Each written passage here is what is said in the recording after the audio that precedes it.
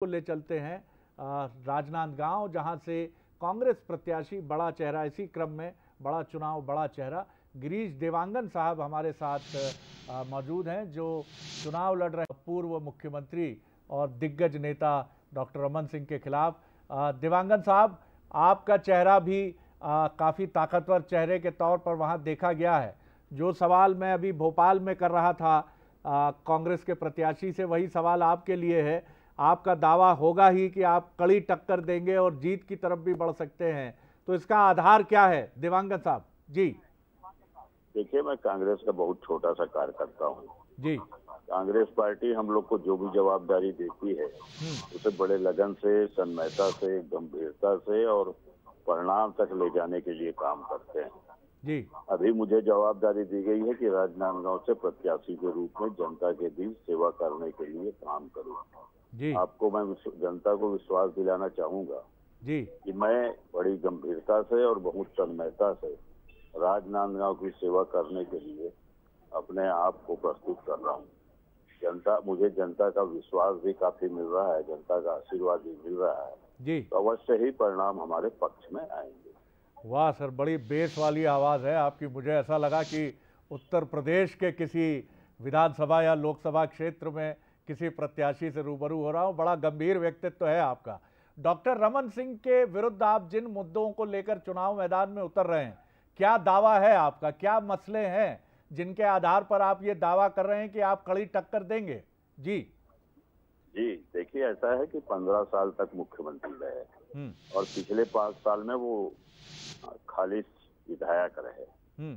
मुख्यमंत्री रहते हुए तो उनके पास काम की अधिकता रहती थी, लेकिन खालिश विधायक रहने के बाद भी जेड प्लस सुरक्षा श्रेणी और उनकी उदासीनता और जहां तक विजन की बात है तो कोई विजन नहीं है उनके पास राजनांदगांव के विकास के लिए, राजनांदगांव की जनता की समस्याओं के लिए। तो इन सब मुद्दों को लेकर हम जनता के बीच जा रहे हैं। जनता खुद ही महसूस कर रही है कि उनके बीच उनके विधायक रहे नहीं, उनका हालचाल पूछने कभी आए नहीं। 5 सालों में एक भी बार किसी स्थान पर, किसी गांव में, किसी क्षेत्र में डॉक्टर रमन सिंह की उपस्थिति नहीं रही है।